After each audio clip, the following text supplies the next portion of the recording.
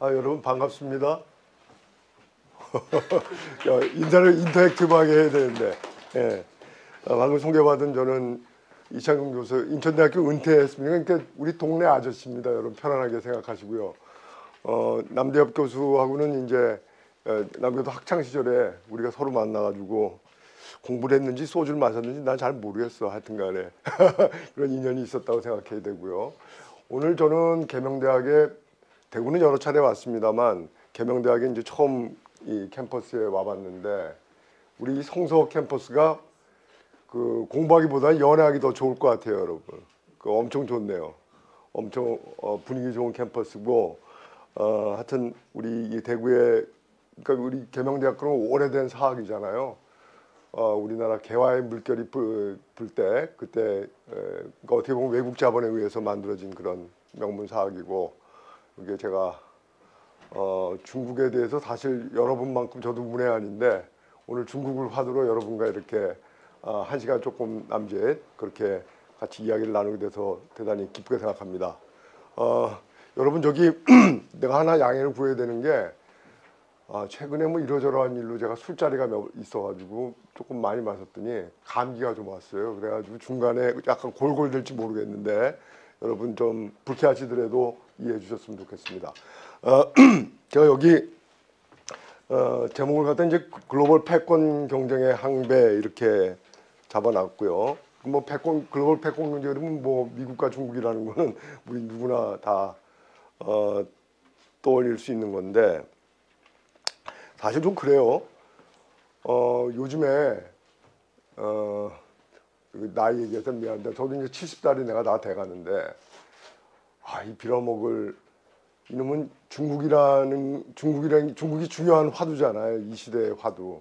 여러분이 앞으로 살아가야 될 시대의 중요한 화두.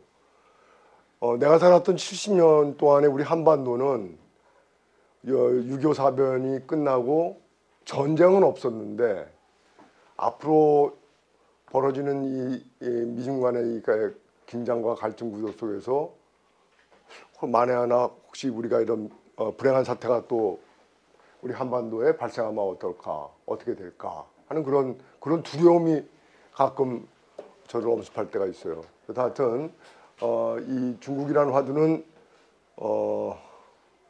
단지 흥미거리는 아닌 것 같고 우리가 상당히 그 우려의 눈으로 그렇게 같이 바라보고 생각하고 성찰하고 그래야 되는 이슈가 아닌가 그렇게 생각합니다. 그래서 오늘 여러분하고 다소 무겁게 글로벌 패권 경쟁의 향배라는 제목으로 강의를 시작해 보겠습니다.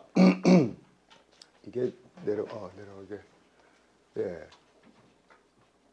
여러분 저기 미안해요. 이게 뭐 나한테 익숙하지가 않아서. 제가 지금 오늘 그 강의 시작은 1989년도 11월부터 시작할까 싶습니다. 잠깐 보자. 1989년도 11월. 이때 여러분 태어나지 않았을 때죠? 예. 이 1989년도 11월 우리는 뉴스를 보면서 깜짝 놀랐던 때죠. 그때 이제 동독과 서독이 이 베를린이라는 도시를 갖다 서로 반분하고 있었어요. 그래서 거기 이제 브란덴부르크 장벽이라는 그런 베를린 월이 동서 베를린을 가르는 장벽이 있었는데 그 장벽을 넘어서 동베를린 사람들이 이제 서베를린으로 넘어오기 시작한 거죠. 이게 이제 소련의 붕괴와 독일의 통일과 동유럽이 자본주의 시장 경제 체제로 넘어오게 되는 그 역사적 분기점이 되는 사건이었다. 그렇게 보시면 될 것 같습니다. 그 당시 여러분 이 중국 전공자한테는 또 중요한 걸지 모르겠는데 89년도 이거보다 좀 전에 89년도 남 교수님 여기 틀린 거 있으면 좀 가르쳐 주세요. 4월에서 6월 사이에 천안문 사태가 있었죠. 6월 4일. 그 전에 좀 시작한 거 아니에요? 그 전부터. 네, 4월에서 6월까지. 네, 그러니까 그 전부터 이제 중국의 천안문 사태가 시작됐는데 그것도 이제 소련의 고르바초프 서기장이라는 사람이 소련의 페레스토이카 뭐 이런 등등 이런 개혁을 외치면서 80년대 중반부터 그 뭔가 냉전 체제가 깨질 것 같은 분위기가 무르익어 가고 있을 때 89년도 중국 북경 그 천안문이라고 유명한 캐슬이 있지 않습니까? 거기에서 이제 학생들과 젊은이들의 시위가 벌어졌었죠. 그런 사태가 있었음에도 하여튼 그런 하나의 큰 물줄기 속에서 과거 냉전 체제가 이제 자유진영과 공산진영으로 양갈래로 갈라지고 있었는데 그 중에서 공산진영이 자유진영한테 패배한 거죠. 그것이 패배를 상징하는 것이 이 89년도 11월 베를린 장벽의 붕괴였다. 그러니까 어떻게 보면 2차 세계대전이 끝나고 자유진영, 미국을 중심으로 한 자유진영, 소련을 중심으로 한 공산진영 간의 체제 경쟁이 벌어지고 있었는데 그 체제 경쟁에서 미국이 이겼다, 승리했다. 이런 사태가 이 89년도 11월 베를린 장벽, 여러분이 꼭 염두에 둬야 되는 이제 그런 시기가 될 것 같고요. 그러니까 그때 그 이전을 우리는 이극 체제라고 불렀어요. 이극. 두 개의 폴대가 있다. 미국과 소련이라는 양대 슈퍼파워가 이 세계를 갈라서 지배하고 있다. 이렇게 해서 우리를 바이폴러 시대라고 불렀는데 이 시대가 저물고 유니폴러 시대로 갔다. 하나의 슈퍼파워가 전 세계를 지배하는 시대가 됐다. 미국이 유일한 지구상의 유일한 패권 국가다, 슈퍼파워다 하는 것이 이제 이 89년 이후에 함의가 되는 거죠. 그러니까 미국 중심의 미국 일변도의 세계 질서가 만들어지게 된다. 이렇게 봐야 됩니다. 여기서 이제 미국 중심의 질서가 만들어지는 걸 이걸 또 학자들은 뭐라고 부르냐면 뭐 여러 가지 말로 부를 수 있겠습니다만 그 얘기는 접고 미국 중심의 질서가 이 이후에 만들어지면서 미국이 세계를 어떤 식으로 끌고 나가기로 했는가 그거를 함축하고 있는 하나의 키워드, 오늘 제일 중요한 키워드입니다. 글로벌리제이션입니다.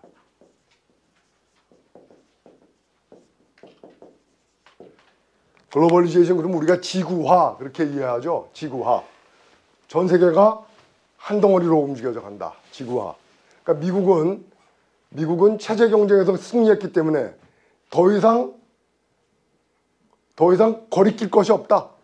그대로 밀고 가면 된다. 미국식 자본주의와 시장 경제를 전 세계에 그냥 도도한 물결로 다 몰아붙이고 가면 된다라고 생각하는 것이 글로벌리제이션입니다.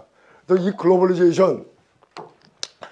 글로벌리제이션을 내가 오늘 여러분한테 조금 다른 각도로 이해할 걸 주문하고 싶어요. 하나는 뭐가 있냐? 자, 글로벌리제이션 올 것 같으면 이거 자네가 여름방학에 비행기를 타고 유럽을 배낭여행을 갔다. 그거 글로벌리제이션 돼 있는 거죠. 네. 맞죠? 우리가 국경을 넘어서 해외여행하고 있다. 우리나라가 만든 반도체가 전 세계 시장을 휩쓸고 있다. 그 글로벌리제이션 된 거죠. 맞습니까? 자, 중국 자본이 중국에 돈 많은 사람이 한국에 들어와서 아파트를 사들이고 있다. 글로벌리제이션 된 거예요? 안 된 거예요? 된 거예요. 자본이 이동하고 있는 거예요. 그래서 이 글로벌리제이션은 예를 들면 사람이 이동하는 거. 이거 글로벌리제이션이죠. 또 국경을 넘어서 기술이 이동하는 거. 글로벌리제이션이죠. 상품이 이동하는 거. 서비스가 이동하는 거. 다 글로벌리제이션이죠. 그런데 제가 강조하고 싶은 글로벌리제이션은 뭐냐? 자본이 이동하는 거. 이 1989년도 이후 글로벌리제이션 체제의 가장 중요한 특징은 사람, 기술, 상품, 서비스의 이동뿐만이 아니라 자본의 전지구적인 이동을 의미한다. 물론 자본이 이동한 건 그 이전에도 있었지만 보다 아주 강력한 힘으로서 자본이 전 세계를 자유롭게 이동하는 시대를 열어갔다라는 겁니다. 자, 그러면 이 국면에서 미국의 자본이 이동한다 그러면 여러분 머릿속에 잘 들어와요? 이렇게 생각하세요. 미국의 자본가가 우리나라에 와서 한국의 주식을 샀다. 자본이 이동한 거죠. 맞아요? 영국의 자본가가 한국에 와서 한국 정부가 발행한 국채를 샀다. 자본이 이동한 거죠. 중국에 돈 많은 사람이 한국에 와서 부동산을 샀다. 자본이 이동한 거죠. 그게 자본의 이동이에요, 여러분. 쉽게 이제 우리 상식선에서 이해하면 이 자본이 이동하는 건데, 과거의 그 글로벌리제이션은 상품과 서비스의 이동은 자유로웠어도 자본이 이동이 자유로운 시절은 별로 없어요. 그러나 우리가 1989년 이후에 맞이한 글로벌리제이션은 자본이 자유롭게 이동하는 시대다. 자, 그러면 이 새로운 글로벌리제이션을 드라이브한 세력은 어떤 걸까? 어떤 세력이 배후에 있었을까? 미국의 금융 자본의 핵심은 어디에 있습니까? 미국의 금융 자본이 클러스터링하고 모여있는, 밀집해 있는 곳 어디입니까? 월스트리트죠. 좋습니다. 저기 남교수님 우리 여학생 이름 적어 놓으세요. 저 아주 훌륭해요. 좋습니다. 농담이에요. 월스트리트. 자, 바로 이 1989년부터 시작한 글로벌리제이션은 미국이 주동한 것이고, 미국 내에서도 미국의 뭐 실리콘밸리다 뭐 이런 거 많이 있잖아요, 여러분, 그지? 이것을 주도한 것은 미국의 금융 자본이 밀집해 있는 월스트리트가 주도한 것이다. 그렇게 이해해야 됩니다. 그래서 이제 월스트리트가 여기가 온 건데, 야, 그러면 이 월스트리트가 만들어낸 글로벌라이제이션 시대의 모습은 어떤 모습일까? 가만히 보자. 이게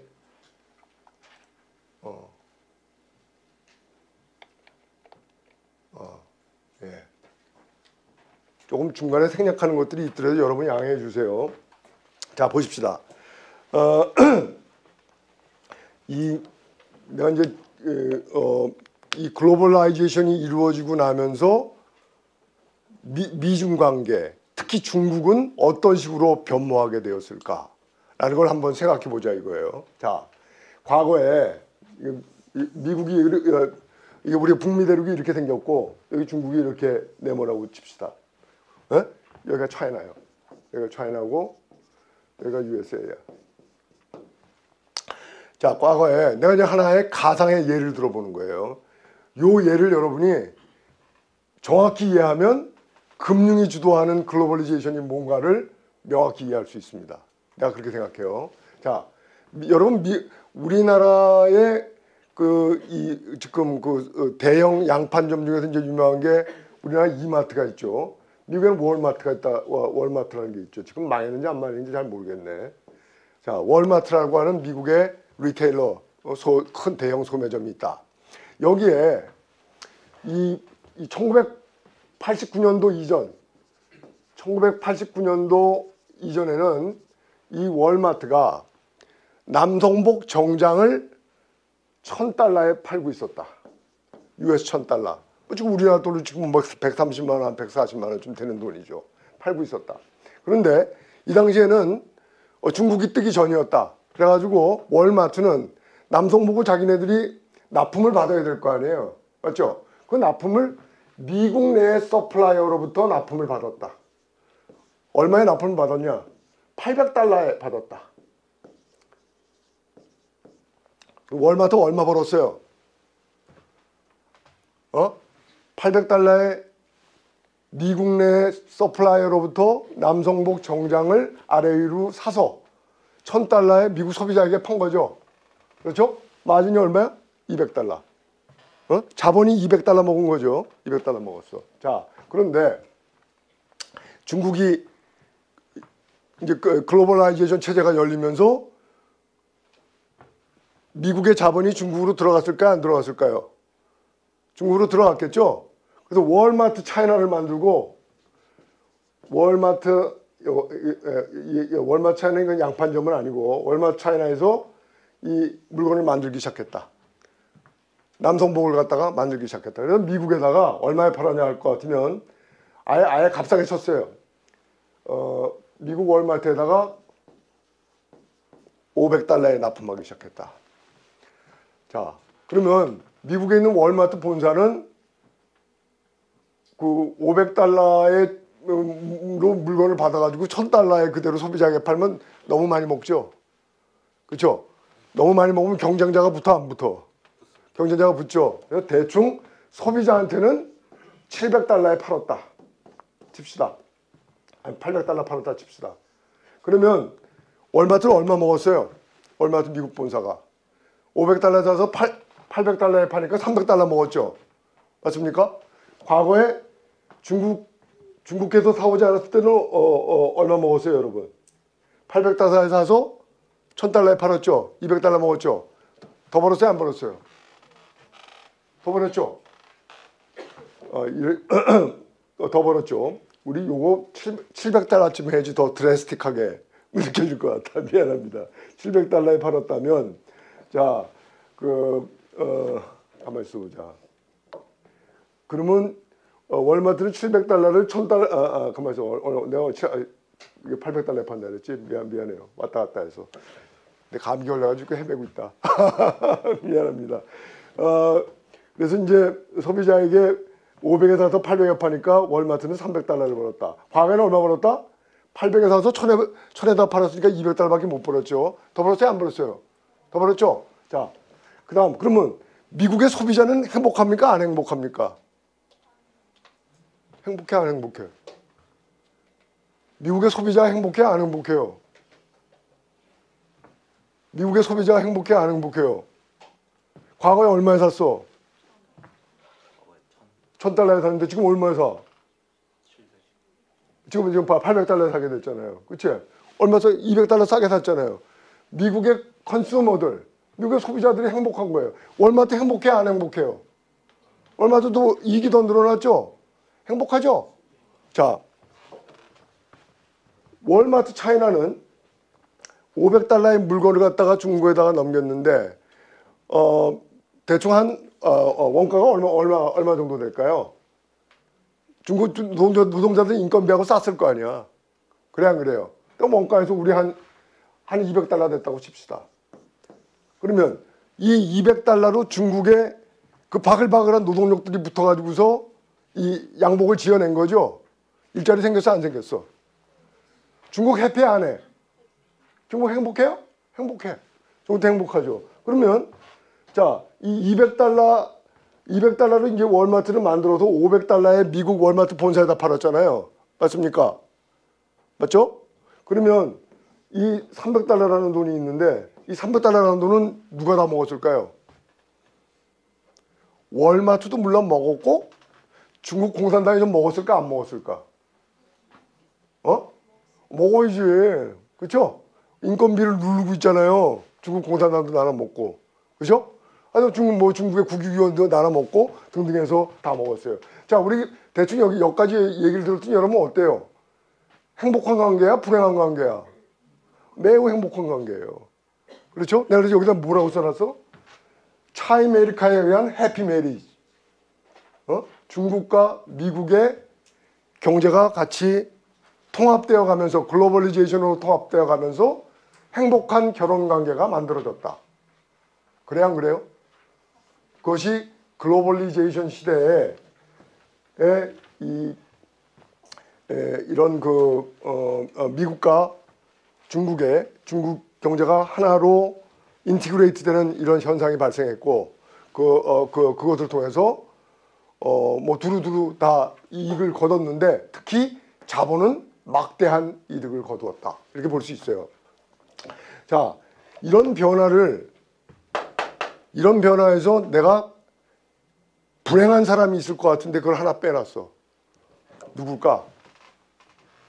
누가 불행할까? 미국의 노동자가 불행해. 미국의 노동자는 왜 불행할까?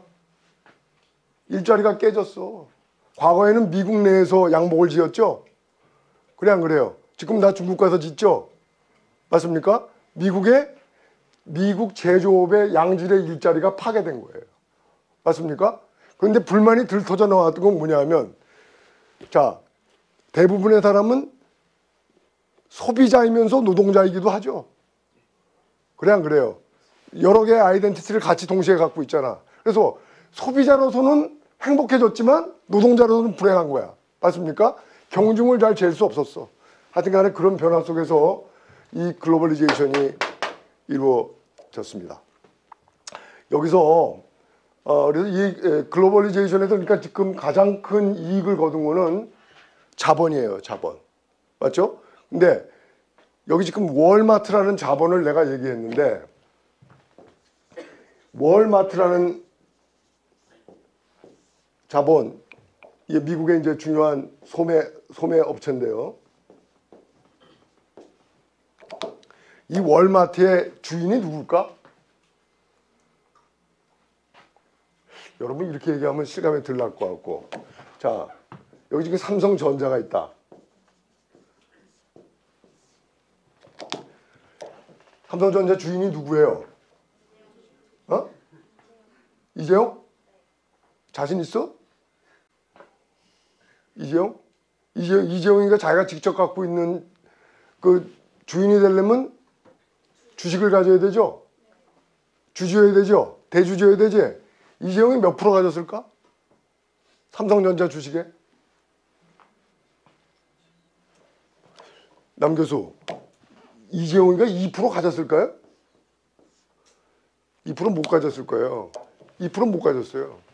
그럼 이재용이는 삼성전자를 어떻게 지배할까요? 삼성그룹에 여러 계열사가 있죠? 그래 안 그래? 계열사들이 또 삼성전자의 주주가 되는 거죠? 그래 안 그래요? 그거 합쳐서 이재용이 힘이 있는데 그거 다 합쳐봐야 삼성그룹 전체의 지분을 다 합쳐봐야 한 20% 될까?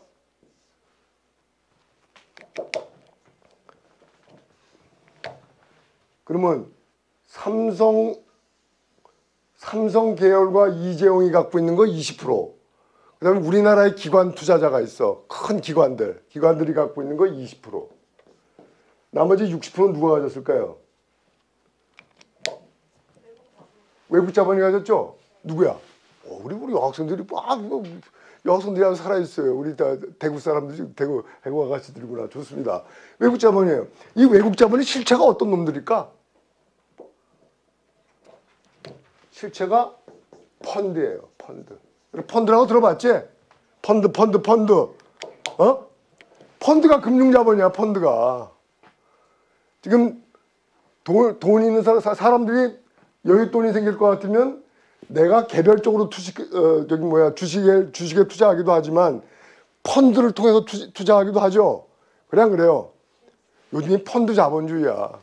이 펀드야, 펀드. 이 펀드가 삼성전자를 지배하고 있습니다. 이 펀드는 실체가 뭡니까? 금융자본입니다.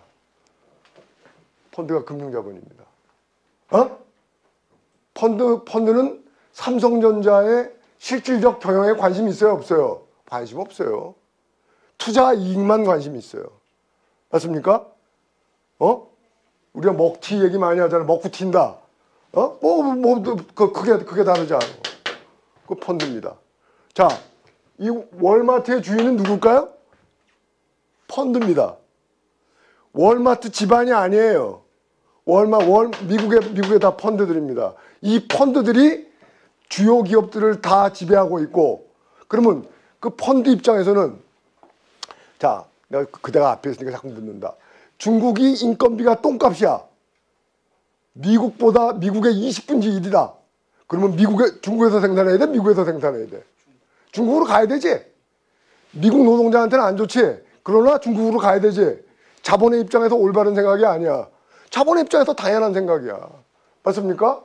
그래서 이런 펀드들이 글로벌라이제이션을 이끌었고, 이 글로벌라이제이션은 미국 내에 있었던 제조업 생산 공장들은 다 뜯어내버리고 다 중국으로 갖고 갔죠. 맞습니까? 이것이 미국의 탈공업화입니다. 미국의 산업 공동화죠. 미국 지금 산업 공동화에 돼 있어요. 미국 우리나라 막 그 바이든 대통령이 이재용 불러가지고 미국에서 공장질하고 협박하고 그러잖아요. 그래 안 그래? 지네 집에 공장이 다 없어져서 그런 거야. 자, 이렇게 이 글로벌리제이션이 여러분 미국 주도로 이루어졌고, 그것도 미국의 금융자본 주도로 이루어져 있고 그것이 오늘날의 중국을 세계 공장으로 키웠다. 맞다 틀리다? 맞다 틀리다? 중국의 공장을 세계의 공장을 만든 건 누구다? 미국의 월스트리트다. 알겠습니까? 오늘 요거로 강의를 끝내도 돼요, 사실은. 내가 하고 싶은 얘기 다 했어. 오케이. 자, 그리고요. 잠깐 물 한 잔 마시고. 여기까지 질문 있는 사람. 질문 있는 사람? 질문하세요. 안 해? 전에 군대 갔다 왔어? 네, 다녀왔습니다. 그럼 지금 질문도 해야지. 질문 하셔. 조금만 생각해보고. 멋있는 질문 안 해도 상관없어. 어? 자, 이렇게 해서 이제 여러분하고 이제 발동을 걸었으니까요. 우리가 얘기를 이제 더 본격적으로 진행해 가도록 합시다. 자, 그래서 지금 월스트리트, 아니 글로벌리제이션, 금융자본, 그리고 내가 또 뭔 얘기했어요? 차이메리카 이런 얘기들 갖다 지금 여러분하고 얘기를 풀어 나왔습니다. 조금 더 들어가 보기로 합시다. 자, 이때까지는 중국과 미국 관계는 갈등 관계다, 협력 관계다. 내가 이렇게 얘기하면 아주 심플해. 집에 어머니하고 아버지하고 관계가 갈등 관계야, 협력 관계야. 크게 보면 협력 관계지. 매우 갈등이 빈발하고 있으나 크게 보면 협력 관계. 미중 관계가 그런 관계였다 이거죠. 그렇게 협력 관계로 끌고 왔었다 이렇게 됐고요. 그래서 미국은 잠깐만요. 미국은 이제 이 엄청난 이때 자신감을 갖고 있는 나라였어요. 소련 붕괴 이후에 자신감이 있었고, 그리고 나서 2001년도 11월인가? 2001년도 11월에 중국이 11월에 12월이에요. 잘 모르겠는데 하여튼 그쯤 될 거예요. 이 무렵에 중국이 세계 무역기구에 가맹합니다. 세계 무역기구. 세계 무역기구에 중국을 끼워준 거는 글로벌리제이션이라는 세계 경제 체제에 중국을 정식 회원으로 받아준다는 거죠. 맞죠? 누가 받아준 거예요? 미국이 받아준 거예요.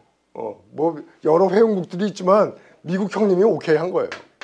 근데 이 당시에 난 이게 참 놀라운 일이라고 생각하는데 2001년도 9월에 무슨 일이 터졌어요? 9.11 사태가 터졌어요. 맞죠? 자, 9.11 사태가 터졌을 때 미국 국민들이 긴장했을까요? 안 했을까요? 엄청나게 긴장했겠죠? 미국의 본토가 적으로부터 공격받은 거 아니에요. 그러면 야, 저 중국이라는 놈들 우리가 키워줘도 되는 걸까? 걱정이 있었을까 없었을까? 많은 걱정이 있었겠지. 저 큰 호랭이 되는 거 아닌가? 우리 물어뜯는 거 아닌가? 걱정이 됐겠지. 그럼에도 불구하고 미국은 9.11 사태가 터졌음에도 불구하고 불과 몇 달 뒤인 그해 말에 중국의 WTO 가맹을 승인합니다. 오케이? 그리고 중국은 완전히 날개 단 듯이 이제 매년 두 자릿수의 경제 성장을 갖다가 하면서 약진으로 미국을 추격하기 시작하죠. 자, 이제 이런 큰 변화가 있었는데 이때 여러분이 이제 또 하나 내가 여러분한테 강조하고 싶은 그 단어 중에 하나가 내가 이렇게 써놨어요. Theory of Convergence라고 써놨어요. Convergence라고 하는 거는 converge, 수렴한다는 거죠. 맞죠? 이게 뭐냐 하면 Theory of Convergence는 수렴 이론이라고 이제 얘기하는 건데 결국은 공산주의 국가들이 자유민주주의 국가의 정치 경제 체제를 따라올 수밖에 없다. 수렴되어 올 수밖에 없다. 자신감이 아니야. 자신감이죠. 중국 저 새끼들 우리 뭐 공산당 체제 웃기지 마. 결국 다 붕괴되고 다 민주주의 채택하고 언론의 자유, 개인의 자유 다 만들어지고 중국은 서방과 똑같은 그런 자유시장경제 체제, 자유민주주의 그리고 시장경제 체제로 바뀌게 될 것이다 라고 미국은 그렇게 믿은 거예요. 그렇게 믿고 이렇게 이제 WTO에 중국이 가입하는 것을 전격 승인하게 되었다 이렇게 봐야 되죠. 자, 그래서 이제 거기서 우리가 이제 한 단계 이거 큰일 났네. 시간이 많이 갔는데 암만 하다 끝날 것 같네. 할 수 없지 뭐. 예. 그다음에 이제 두 번째 나 이거 얘기 중인데 그리고 나서 무슨 일이 있었냐? 내가 나이를 먹다 보니까 자꾸 역사 얘기를 해요. 2008년 나같이 금융 공부한 사람한테 이제 끔찍한 사건이죠. 세계 금융위기가 터졌죠. 기억나요, 여러분? 이때는 여러분 태어났을 때죠. 세계 금융위기가 터졌을 때죠. 그 서프라임 뭐 모기지라고 하는 것 때문에 이제 이 위기가 터졌는데 이 위기는 어디서 터졌어요? 월스트리트에서 터졌어. 이게 되게 웃기는 게 말이에요. 나같이 금융경제학을 공부한 사람 입장에서 금융위기는 금융 선진국에서는 발생하지 않는다라는 것이 일반적인 감각이야.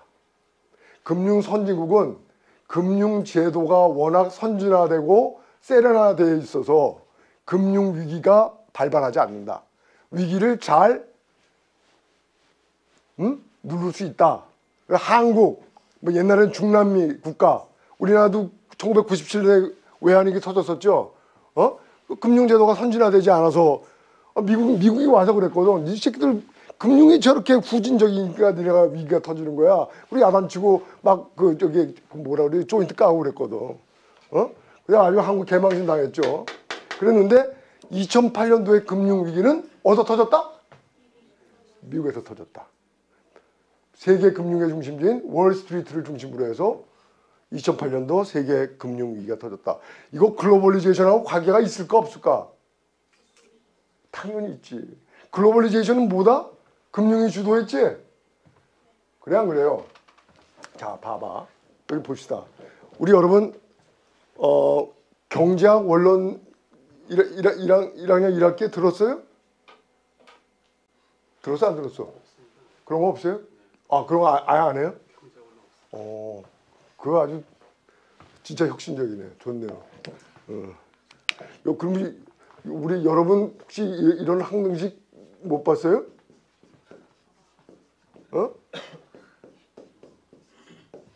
이런 항등식 못 봤어요?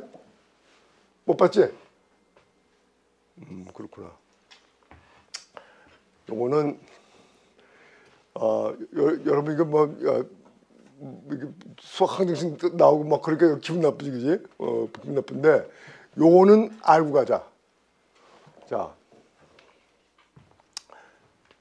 요게 Y가 나라 전체의 총소득이야. 국민소득. 나라 전체의 총소득. 여기 C는 consumption, 나라 전체의 소비. I는 나라 전체의 투자. G는 나라의 정부의 지출. 정부 재정이에요. 정부 지출. 그 다음에 X는 수출. M은 수입. 수출해서 수입 뺀 거. 이렇게. 자, 여기서 기호가 나와서 여러분이 상당히 불쾌할 수 있는데 그냥 내가 요즘만 얘기하면 이거예요. 여러분 한 나라의 GDP라고 그래서 나오죠?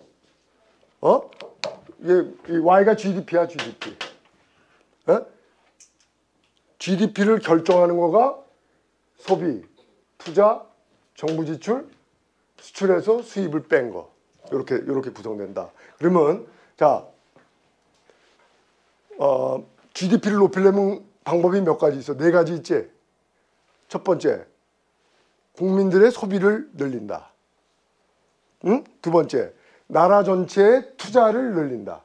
오케이? 세 번째, 정부가 지출을 많이 한다. 세 번째. 오케이? 네 번째는 수입보다 수출을 많이 한다. 됐습니까? 요 네 가지야. 요 네 가지로 총소득을 높일 수가 있다. 자, 여러분 여기 잘 봐. 미국이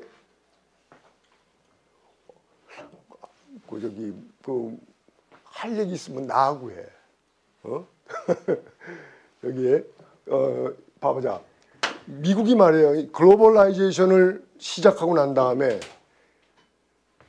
미국에서 투자를 주로 해야 되는 거는 기업이지. 기업들이 미국 내에 투자 많이 할까 안 할까? 생산이 다 외국으로 나가버렸지. 투자할 거 있어 없어? 투자가 위축되겠지. 그래 안 그래요? 소비나 정부 지출이나 그건 비슷비슷하고 미국 수출할 거 있어 없어? 별로 없지? 그래 안 그래? 다 찌그러드는 거예요. 그래서 미국의 금융자본은 그러면 기업들이 투자를 안 하면 어디 투자를 하게 될까?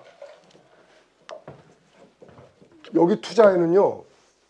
크게 덩어리를 치면 이게 민간 투자 중에는 기업들의 설비 투자하고 또 뭐가 있냐 하면 국민들의 주택 투자가 있어요. 하우징 투자가 있어요. 오케이? 돈이 어디로 갈까? 어디로 갈까? 주택 투자로 간 거야. 주택 투자로 월스트리트의 금융자본이 밀려가서 집값을 천정부지로 끌어올렸어. 그리고 터졌어. 그게 2008년 세계 금융위기야. 아주 심플리. 그러니까 어느 정도로 그 돈이 막대하게 흘렀냐면 이건 내가 내가 인종주의자는 아니지만 직장을 안 갖고 있는 흑인 있죠. 흑인한테까지 부동산 모기지 대출이 이루어졌어. 말이 돼 안 돼. 그 새끼 신용카드도 없는 놈이야. 신용에 문제가 있어서 신용카드 발급이 안 되는 놈인데 그놈한테 주택 모기지 대출이 갔어. 알겠습니까? 미쳤어 안 미쳤어? 미친 거예요. 그러니까 미국의 이 금융자본이라고 하는 것이 결국 서프라임 위기라고 하는 것을 미국에서 만들어냈다. 자, 이것이 미중 간의 잠재적 패권 경쟁에서 미국 찌그러뜨렸어 안 찌그러뜨렸어? 확 찌그러졌지. 아니 GDP만 망가진 게 아니고 쪽팔리지. 아 그래 안 그래? 내가 선진국이라는 거 폼 잡고 가오다시 하던 새끼가 지가 금융위기로 꼬라박았잖아. 그래 안 그래요? 와 완전히 스타일 구긴 거지. 자, 요게 이제 미국 꼬라지고요. 그리고 나서 이게 이제 중국은 이때 어떻게 했을까요? 중국은 이때까지 경제 성장을 주로 뭐로 했을까요? CIGX-M 중에서 주로 중국을 끌고 나온 경제 성장의 원동력이 뭐였을까? 투자. 기업들의 투자가 많았을까? 안 많았을까? 전 세계의 자본이 중국으로 몰려왔지? 공장 지었지? 그래 안 그래요? 자, 중국의 투자율이 한때 어느 정도까지 왔냐면 GDP가 거의 50%까지 육박했어. 정상적인 나라면 25% 정도 해야 우리가 정상이라고 보거든요. 미친 거지 완전히. 그래 또 투자가 갔고요. 그리고 수출 많이 했을까 안 했을까? 생산한 거 수출 많이 했겠지. 그래서 중국 경제 성장의 핵심은 이 투자와 수출에 있었던 거예요. 맞죠? 그래 안 그래요? 이렇게 돼 있었는데 그런데 중국이 서프라임 이제 2008년도 위기가 터지고 났어. 터지고 나니까 수출 잘 될까 안 될까? 세계 경제가 꼬나박았지. 수출할 데 있어 없어? 수출할 데가 없어. 근데 중국 공산당은 국민들한테 경제 성장률을 선물 보여줘야 되지. 두 자리 경제 성장 해야 될 거 아니야. 맞습니까? 방법이 뭐가 있을까?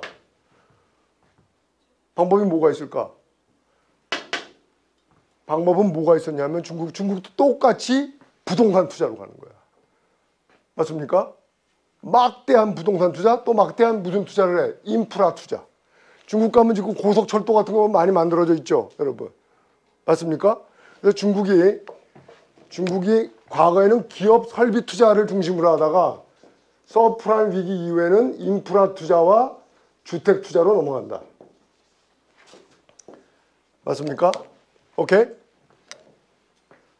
저 인프라 투자와 부동산 투자를 통해서 중국이 GDP를 끌어올렸다. GDP 목표 성장률을 저 두 가지에 의존해서 달성했다. 맞습니까? 그리고 급기야 2014년 중국이 실질 GDP에서 미국을 앞서기 시작했다. 중국 경제 규모가 미국 경제 규모보다 실질적으로는 더 커지기 시작했다. 오케이? 그것이 2014년이에요. 그러니까 중국이 서프라임 그 세계금융위기로 미국이 꼬라박은 상태에서 아주 과격한 투자 드라이브 정책, 특히 인프라의 투자와 부동산 투자를 중심으로 하는 그 투자 드라이브 정책으로 중국이 미국을 드디어 캐치업했다. 됐습니까? 그것이 2014년이다. 됐죠? 자, 이제 한판 붙을 때가 돼가요, 안 돼가요? 한판 붙을 때가 돼간 겁니다. 중국이 동체에서 따라붙기 시작했다. 이렇게 볼 수 있습니다. 그래서 그 다음에 이제 여기 보시면 바로 근데 이 무렵에 2014년에 중국 경제가 이제 GDP에서 미국을 앞서기 시작했고 2012년에 우리 시진핑이 중국 공산당 주석이 된 거죠. 맞습니까? 지금까지 10년 해먹고 지금 또 향후 10년 더 해먹으려고 지금 예정돼 있는 거죠. 그렇죠? 그렇게 돼 있다. 그렇게 보시면 될 것 같아요. 야, 이제 그 정도로 진행돼 왔습니다. 자, 여러분, 여기 지금 중국이 세계 금융위기 이후에 미국을 따라잡는 방법으로서 부동산 투자와 인프라 투자를 세게 밀고 갔는데 그것이 지금 벌써 한 15년 정도 그런 정책을 끌고 왔다고 봐야 되는데 지금 중국 부동산이 위험해요? 안 위험해요? 위험하다고 얘기 많이 들었죠? 그렇죠? 중국 저기 신장성 가는 무슨 고속철도를 놨는데 사람이 하나도 안 탔다 그러더라고. 털털 비었다고.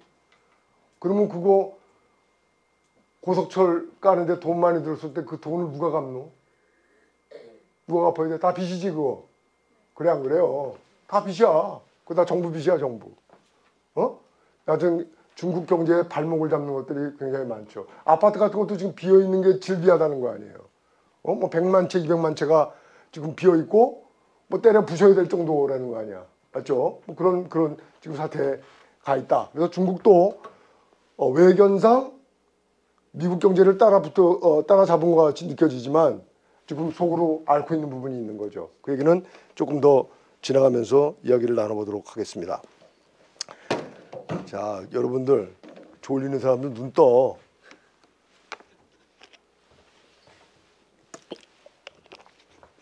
자, 갑시다.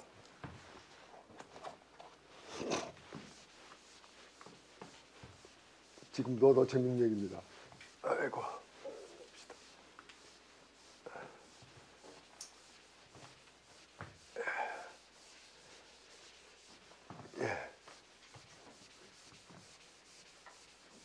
갑시다. 좋습니다. 야, 자, 그렇게 해서 내가 지금 이제 서프라임 위기를 얘기를 했고, 얘기를 여기서는 간단히 터치만 하고 갑시다.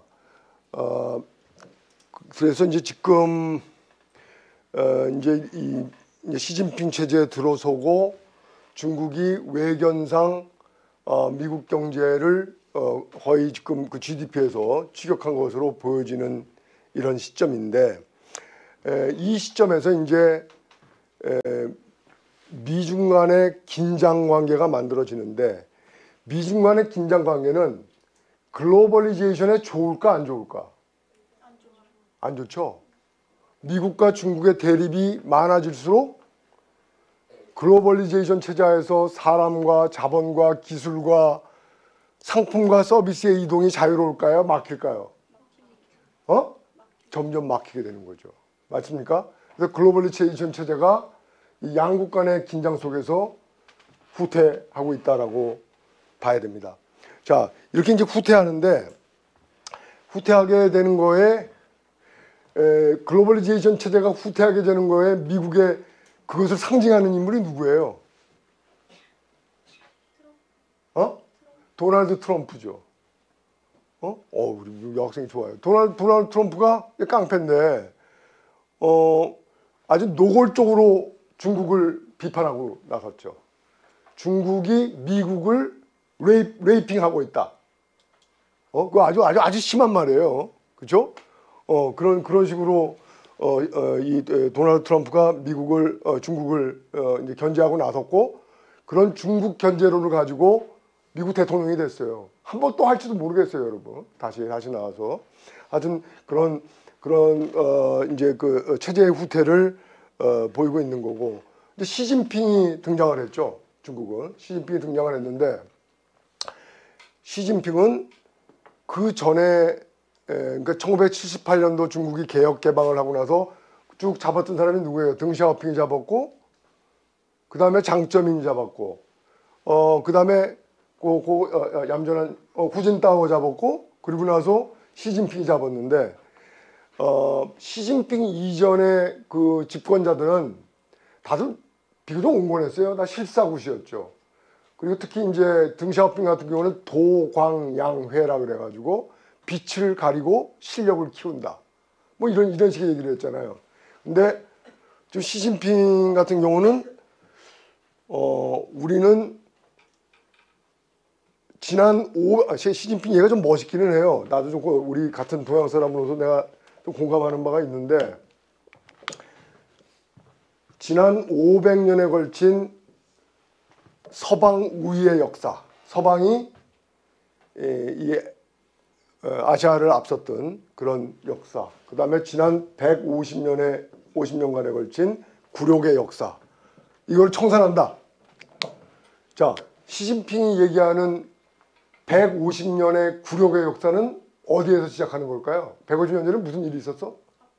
아편전쟁이 있었지. 1차, 2차 아편전쟁이 있었고, 500년 전에는 무슨 일이 있었을까? 서방 우위의 역사. 서방 우위의 역사가 어디서 시작했을까요? 제국주의? 그 당시는 제국주의 아니야. 제국주의는 이제 한 18, 19세기로 가야 되는 거고. 500년 전에 뭔 일이 있었을까? 산업혁명. 산업혁명 훨씬 지고. 콜럼버스의 신대륙 발견이죠. 콜럼버스의 신대륙 발견이 서방이 밀고 나오는 식인 거죠. 맞죠? 나도 최근에 역사 공부하면서 처음으로 배웠는데, 여러분 이 실크로드를 잘 알죠? 비단길. 비단길이 이 중국 대륙과 이 이제 그 유럽을 연결하는 비단길이 있었잖아요. 맞습니까? 역사적으로 한 2000년 되는 오랜 트레이드 루트죠. 무역이 이루어지던 비단길이라는 게 있었는데,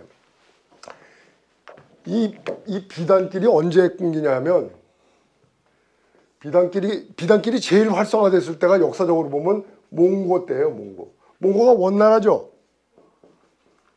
몽고가 원나라를 세웠을 때 몽고가 어디까지 먹었어? 러시아 다 먹었어. 지금 푸틴네. 그거 다 몽고입니다. 몽고 거의 다 먹었고, 인도 위에 페르시아 다 먹었고, 이라크 다 먹었고, 사우디아라비아 있는 쪽까지 다 먹었고, 동유럽 쪽에 거의 전진에 들어갔고, 그렇게 먹었어요, 완전히. 그거 한 200년 동안 그렇게 먹었어. 굉장하게 먹었습니다. 그러면 실크로드 전체가 원나라 거지? 원나라, 몽고 거지? 그래, 안 그래요? 실크로드가 활성화됐을까, 안 됐을까? 엄청 활성화됐지. 그때가 제일 실크로드가 빛나진 시절이에요. 자, 이런 시절이 있었어요. 그리고 나서 이제 1492년에 콜럼버스가 아메리카 대륙을 발견하잖아요. 콜럼버스가 왜 아메리카 대륙을 1492년에 발견하냐면 1453년에 동로마 제국이 멸망해요. 이거 그냥 듣고 지나가. 동로마 제국은 크리스찬 제국이야. 어? 기독교야. 기독교의 제국인데 그 지금 터키야. 지금 터키 땅. 거긴데 그게 누구한테 망했냐면 오토만 터키한테 망해요. 오토만 터키는 무슬림이야. 회교도야. 맞습니까? 근데 그 오토만 터키가 그게 1453년인가 그쯤 될 거예요. 이 오토만 터키가 동로마 제국을 무너뜨리고 난 다음에 무슨 일을 했냐면 실크로드를 교역을 금지시킵니다. 오케이? 그러면 유럽 놈들은 중국의 비단을 더 이상 살 수 있어요? 없어요? 못 사게 된 거죠. 교역로가 끊겨버렸지. 그래서 신대륙 개척이 시작되는 거야.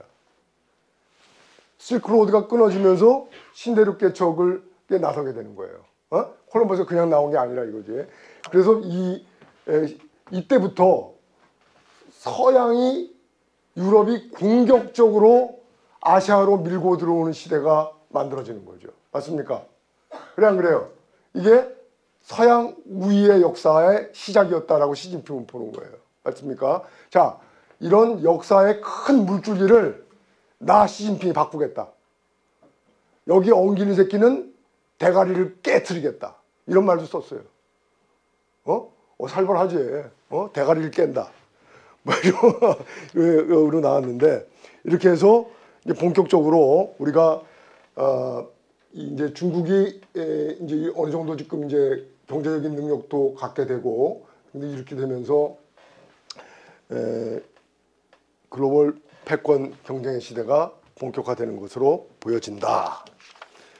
사실 이제 강의는 여기서 끝내도 되는데 내가 이제 조금 뒤에 얘기를 조금 살살만 더 하고 갑시다. 자, 여러분, 시진핑의 노선이라 해서 내가 국가주의와 확장주의라는 말을 하나 써놨는데,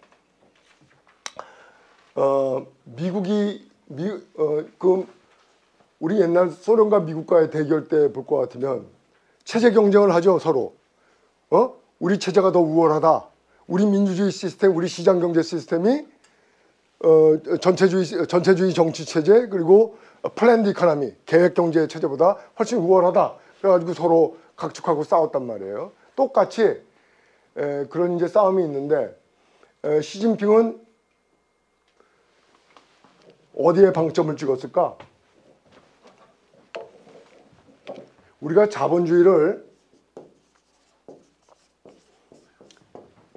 구분할 때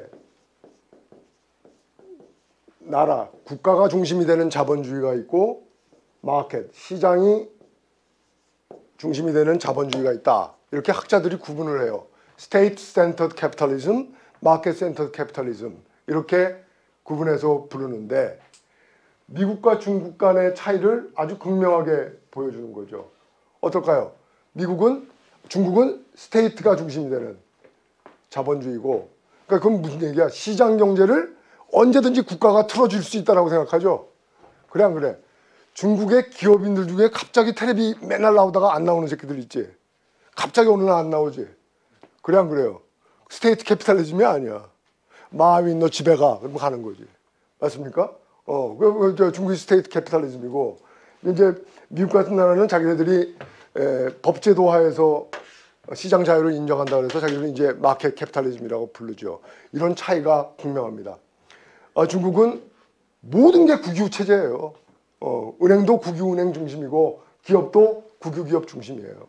우리 남 교수님은 어떻게 생각하는지 모르겠습니다만 저는 그냥 그렇게 이해하고 있어요. 아주 단순 명쾌하게 그런 중국이 이제 그런 차이가 있다고 봐야 될 것 같고, 그다음에 이제 그 확장주의는 우리가 이제 여러분 잘 알다시피 과거 실크로드의 영광을 다시 한번 살리자 그래서 1대1로라는 사업을 시진핑이 벌렸죠.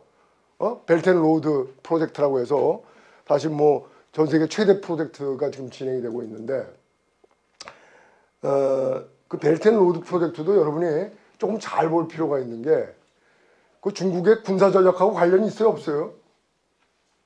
어떨 것 같아요? 벨트앤로드하고 중국이 나는 그 벨트앤로드 프로젝트에서 우리가 가장 주목하는 거야 되는 거는 중국이 각 나라의 주요한 항구를 접수하고 있다는 거예요. 시포트를. 예를 들면 파키스탄의 주요한 항구, 스리랑카의 주요한 항구, 뭐 미얀마의 중요한 항구, 그리스의 중요한 항구, 이런 항구들을 중국이 집어먹어요. 백기를 잡는 거죠. 백길은 여러분이 우리가 피부로 잘 못 느끼지만 자원들이 이동하는 통로예요. 특히 석유와 같은 자원들이. 그래 안 그래요? 동맥이죠? 그야말로 동맥 간선이란 말이에요. 그 간선이 지나가는 그런 그 백길에 있는 주요 항구들을 중국이 이 벨트앤로드를 통해서 접수하고 있다. 엄청나게 위협적인 거예요. 같은 그런 변화들도 우리가 좀 눈여겨볼 필요가 있다. 이제 그런 생각을 하면서 지금 이제 이 본격적으로 그래서 이제 얘기를 좀 하면 중국은 그렇게 가고 있고 미국은 앞서 얘기했듯이 이제 중국에 대해서 긴장감을 불러일으킨 건 도널드 트럼프가 2016년에 대선 후보가 등장하고 2017년에 집권하면서 아주 철저하게 중국하고 무역 전쟁을 벌였죠. 기억나시죠? 근데 트럼프가 했던 방법은 내가 생각할 때 조금 무식한 방법이라고 생각해요. 이게 좀 뭐라 그럴까 좀 그게 현란하긴 한데 좀 정교한 공격 방법은 아닌 것 같다. 이런 생각이 들고 지금 이제 트럼프에 이어서 바이든이 역시 중국과 아주 굉장한 그 긴장 관계를 몰고 가고 있는데 특히 우리가 주목해서 봐야 되는 거는 군사적인 거하고 기술적인 측면을 잘 봐야 될 것 같아요. 군사적인 면에서는 여러분 우리한테 제일 눈에 띄었던 건 뭐예요? 최근 몇 년 동안 한국하고 일본하고 왼수지간이었죠 거의. 그래 안 그래요? 그 화해 누가 시켰어? 바이든이 시켰죠 미국에. 바이든이 미국으로 불러 모았잖아요.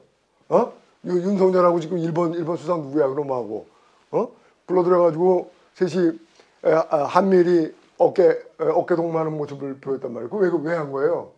그거 군사 동맹이에요. 중국을 겨냥한 중국을 포위하는 군사정의 일환으로 한미일 간의 그런 그 밀리터리 얼라이언스가 지금 본격화되고 있는 것이다. 여러분 그렇게 봐야 되는 거예요. 맞죠?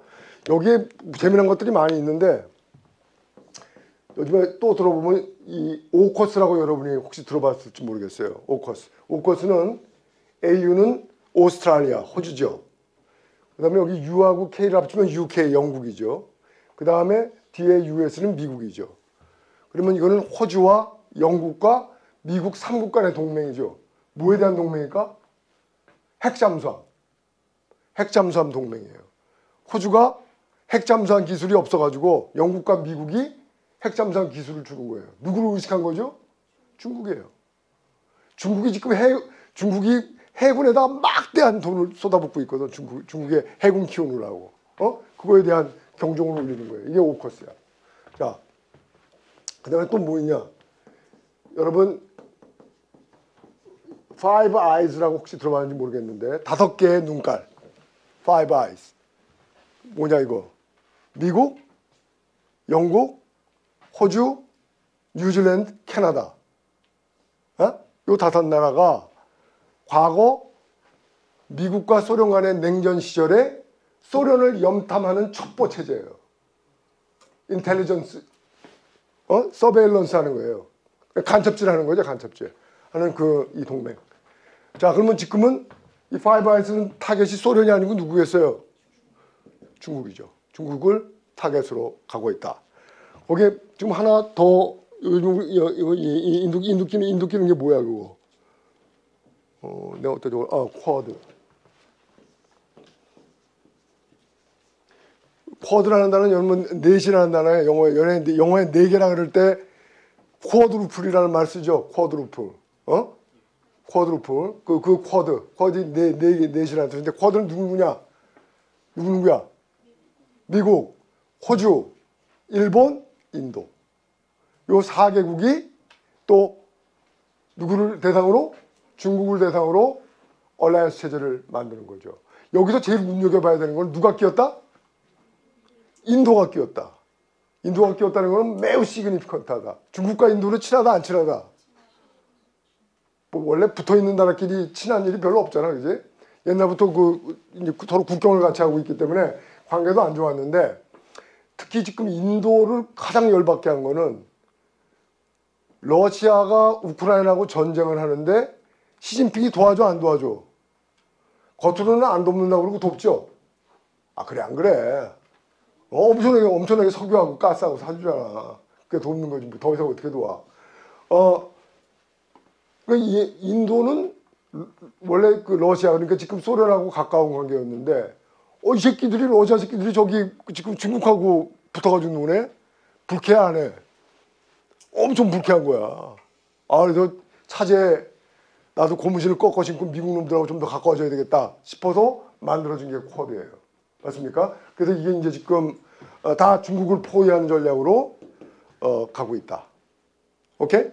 자, 기술적으로는 지금 바이든 정부가 가장 역점을 주는 게 뭐예요? 중국을 견제하는 거로. 반도체죠?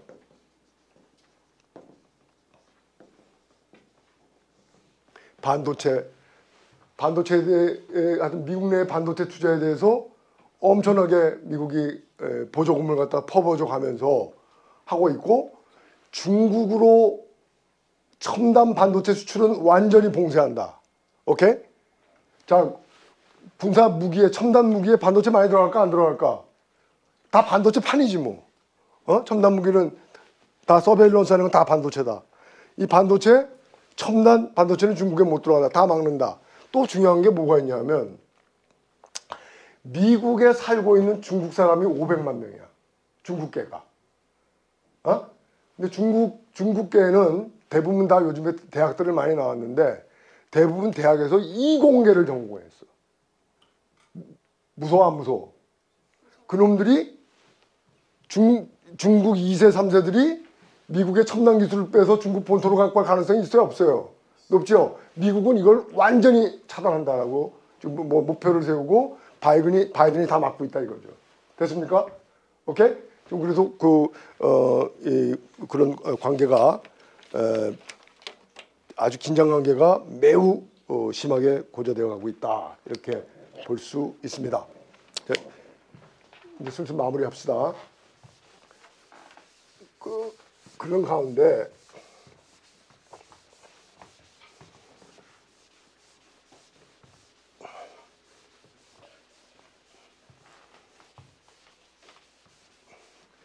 자, 이제 우리가 다시 긴 역사로 돌아가 보면 1945년도에 세계 2차 대전이 끝났다. 맞죠?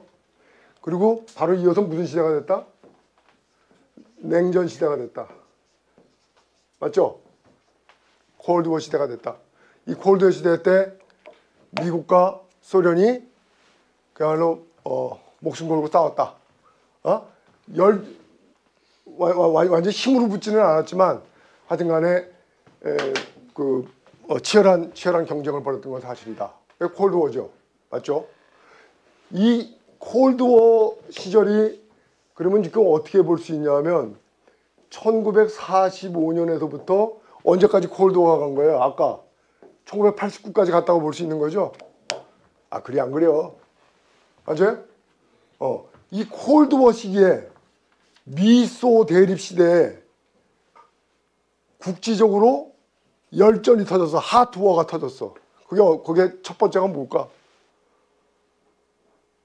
1945년도 냉전 체제 하에서 소련과 미국을 대신한 대리전쟁이 터졌어. 실제로. 어딘가. 한국전쟁이야, 한국전쟁. 코리아는 뭐야?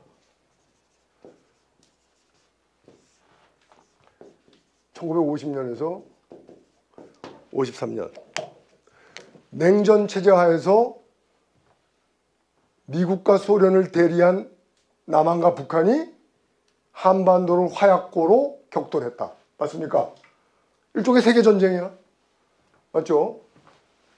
자, 나는 여러분, 지금 중국과 미국 간에, 이걸 콜드워 1이라고 부르자고. 중국과 미국 간에 콜드워 2가 벌어질지 모르겠다. 가능성이 있을까, 없을까? 있지?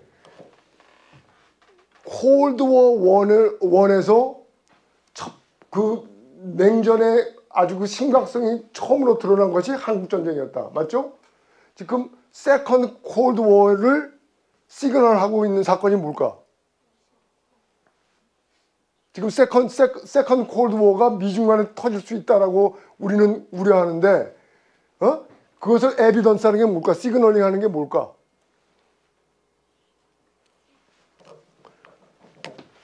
그게 우크라이나 전쟁이야.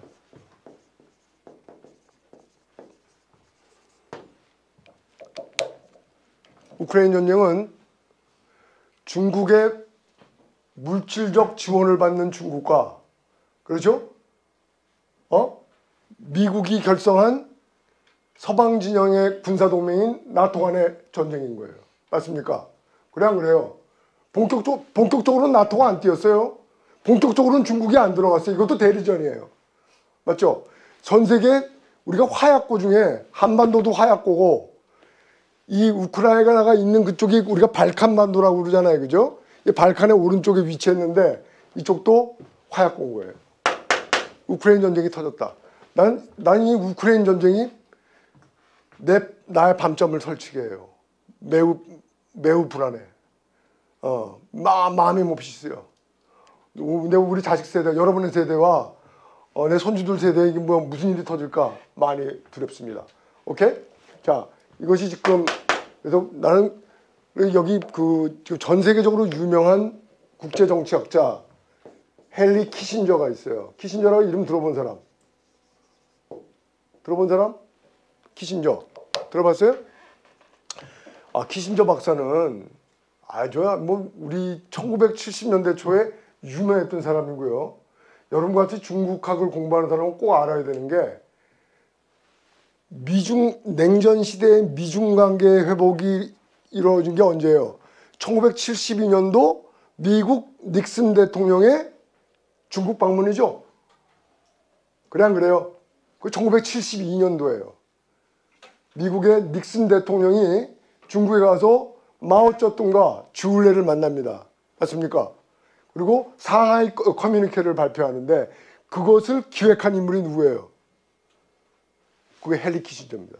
헨리 키신저 박사가 냉전 시대의 중국과 미국 간의 해빙, 그 얼음을 깨는 작업을 개시했던 사람이죠. 맞죠? 중요한 사람이죠.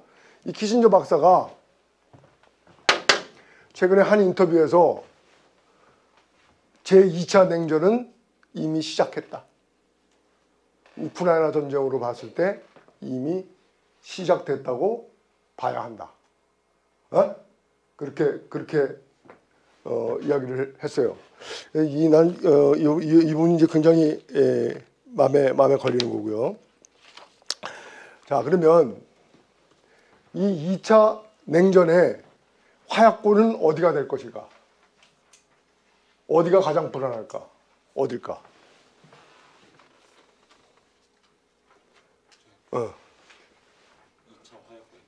미중 간에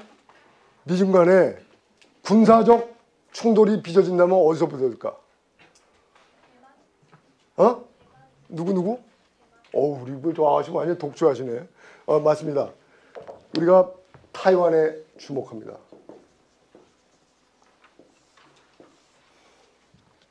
타이완에 지금 시간 다 돼서 그런가요? 다 된 것 같네. 10분만 더 쓸게요. 5분만? 오케이. 5분. 자, 미안합니다.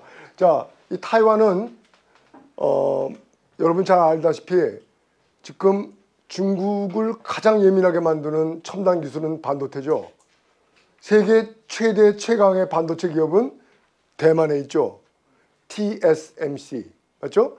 타이완 세미컨덕터 매니팩처링 컴퍼니. 우리 삼성전자보다 더 크단 말이에요. 맞죠? 미국의 주요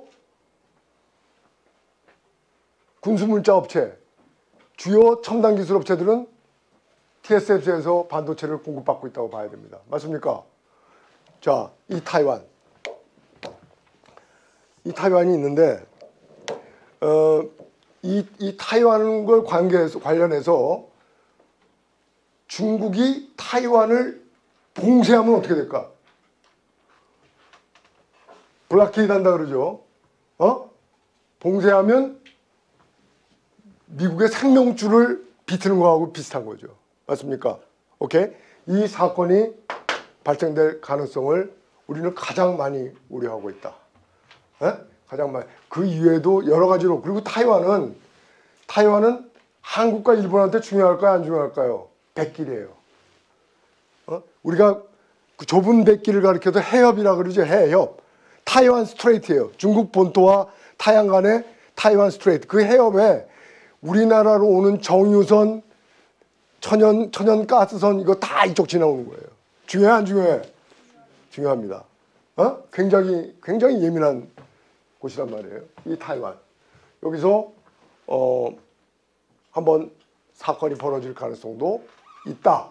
이렇게 보고 있고요. 그래서 우리가 이제 이 2차 냉전에 대한 이제 두려움을 많이 갖고 있는데, 자, 우리 남 교수님이 그만두려니까 내가 이제 마무리해야 되겠는데 미치겠다. 어떻게 정리를 해야 되냐 하면, 자, 여러분, 이게 말이에요. 나는 이렇게 갈 거로 봐요. 난 당장은 안 붙을 것 같아. 조금씩. 왜 그러냐면 미국하고 중국하고 한계가 있는 게 첫 번째. 미국은 지금 국론 분열이 굉장히 심해요. 민주당하고 공화당하고 양당 체제인데 분열이 굉장히 심한데, 분열을 봉합하는 방법 중에 가장 좋은 방법은 외부의 적이에요. 그렇죠? 중국을 그야말로 공공의 적으로 만들면 내부가 봉합될까 안 될까? 봉합될 가능성이 높아져요. 거기에 시간이 걸려요. 맞죠? 근데 거기에 미국은 결정적인 장애는 뭐냐 하면, 글로벌라이제이션 체제 하에서 미국 공장 다 뜯어냈죠? 그래 안 그래? 무기 생산 능력 있어 없어? 미국이 무기 생산력이 없어. 제조업이 다 망가진 거야. 맞습니까? 그래서 사실은 무기 제조를 한국이 해줘야 될 판이야. 한국은 앞으로 무기 산업이 짱짱합니다. 예. 하여튼 그렇고요. 그래서 미국이 이 군산복합체를 어떻게 다시 재구축하느냐가, 거기에 미국이 시간이 필요하다는 문제가 하나 있고요. 중국은 어떻게 돼 있어요? 시진핑이 암만 대가리를 깨겠다고 위협을 하더라도 중국 경제가 삐그덕거렸어요. 나는 중국 부동산에 삐그덕거린 거는 간단한 문제가 아니에요. 왜 그러냐면 이 중국 경제가 부동산에 의존해 온 것이 중국 GDP의 30%고, 중국 지방정부의 세수의 80%고, 중국 중앙정부 세수의 40%예요. 중국이 이거로 부동산 때문에 금융위기를 겪을 가능성은 높지 않아요. 나는 금융학자라서 그렇게 생각해요. 이유가 여러 개 있어. 그러나 중국이 이 빚더미 때문에 매우 고전할 것이다라고 생각해요. 그래서 중국이 지금 전쟁을 한판 벌일 그런 찬스는 아닌 것 같다. 그렇게 생각되고, 군사 기술 측면에서도 딸리는 면이 있고 그래가지고 당장은 타이완 해협에서 전쟁이 일어날 가능성은 낮다고 생각하지만 체제 경쟁은 계속될 것이다. 그렇게 생각하고요. 그런데 제일 나를 두렵게 하는 연도는 뭐냐? 2049년이다. 2049년. 1949년에 무슨 일이 있었어요? 중국 공산당이 중국을 통일했죠? 국민당을 대만으로 쫓아냈죠? 공산당이 중국 통일한 100주년입니다. 2049년. 그때 굴욕의 역사를 청산해야 돼, 안 해야 돼? 시진핑 입장에서 해야 되죠? 그때 이전에 대만을 접수해야 되는 거예요. 일국 양제 때려엎고. 그래서 그 전에 뭔가 위험한 일이 있을 수도 있기 때문에 미국을 중심으로 한 이제 이쪽 체제에서는 뭘 중시하냐면 어떻게 하면 중국을 봉쇄할 거냐. 기술 격차를 현저하게 벌려가지고 중국이 덤비지 못하게 만들 방법은 뭘까? 이런 거를 생각할 수밖에 없는 거예요. 맞죠? 자, 이런 식의 전쟁이 터지지 않으면서 미중 간의 갈등 구도가 이렇게 계속 고조돼 가는 거는 한국에게 좋을까요? 나쁠까요? 나쁘지 않아요. 짭짤합니다. 우리나라는 그 고개 쳐박고 그 재미를 좀 볼 수 있습니다. 그리고 우리가 표정 관리를 잘해야 돼요.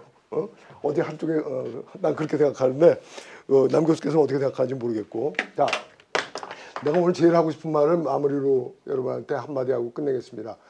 오늘 강의는 다 했고요. 나는 저 얘기를 여러분한테 한번 하고 싶어요. 뭐냐면 여러분 이제 미중 패권에서 어떻게 갈 거다라는 것을 그 향배를 진단하는 것도 중요하지만 여러분이 이게 이제 군사 경쟁이다, 기술 경쟁이다, 경제력의 경쟁이다 이렇게만 바라보지 말고 가치관의 경쟁인 측면이 있어요, 여러분. 그 굉장히 우리 머릿속에 우리가 무슨 생각을 하는가하고 관련이 있는데 한번 보십시다. 여러분, 중국이 세계를 지배하는 체제가 우리한테 어떤 모습으로 다가올까? 우리에게. 우리는 중국이 지배하는 체제 속에서 정말 살고 싶은가? 그들의 가치관에 동의하는가? 난 잘 모르겠어. 한번 여러분이 우리가 그런 점을 좀 생각해 봤으면 좋겠다는 얘기를 하고요. 또 한 가지. 내가 오늘 이 계명대학은 참 좋은 게 인문학과 이 국제학이 같이 결합되어 있잖아요. 난 굉장히 좋다고 생각해요. 교수들끼리 사이가 좋을지 모르겠는데 나는 굉장히 그 좋은 선택이라고 생각을 하고요. 그리고 이제 인문학에 대해서 여러분들 요즘에 인문학에 대한 패배주의가 있어요. 그거 웃기는 얘기야. 자, 이창훈 교수가 주문합니다. 인문학은요 굉장히 도전적인 학문이에요. 왜 그러냐? 첫 번째, 랭귀지를 정복해야 된다. 맞아, 틀려? 랭귀지를 완전히 정복해야 된다. 그렇다. 두 번째, 이공계는 기술을 공부하는 거죠. 우리 인문학도는 기술과 관계가 있을까 없을까?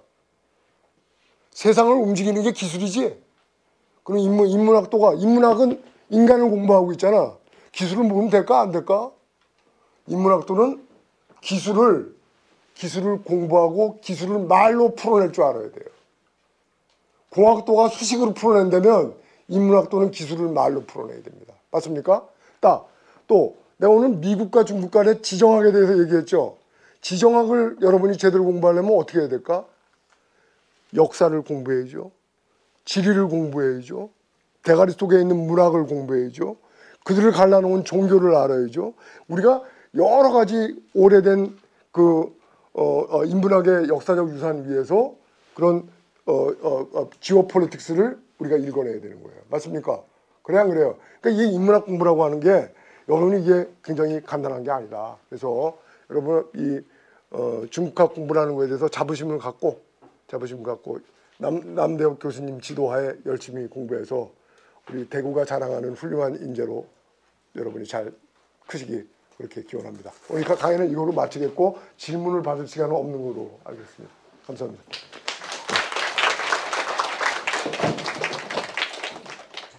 약간 실수했던 그런데 마지막까지 열심히 하는 다시 한번 박수 한번